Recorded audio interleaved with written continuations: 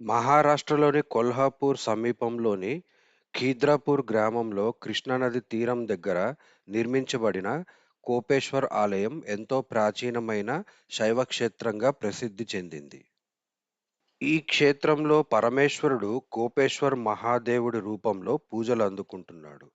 పురాణం ప్రకారం ఒకసారి దక్షుడు ఒక గొప్ప యజ్ఞాన్ని నిర్వహించాడు. అయితే ఆ యజ్ఞానికి శివుణ్ణి ఆహ్వానించలేదు. ఈ విషయం చూసి బాధపడిన సతీదేవి యజ్ఞాగ్నిలో ఆత్మాహుతి చేసుకుంది. సతీదేవి మరణంతో శివుడు తీవ్రమైన కోపానికి గురయ్యాడు.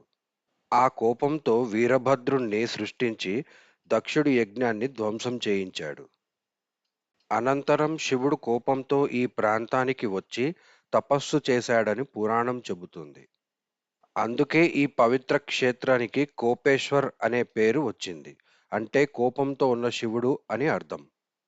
ఈ విధంగా కోపేశ్వర్ ఆలయం శివుని ఆవేశం, తపస్సు మరియు దైవశక్తిని సూచించే గొప్ప ఆధ్యాత్మిక స్థలంగా నిలిచింది.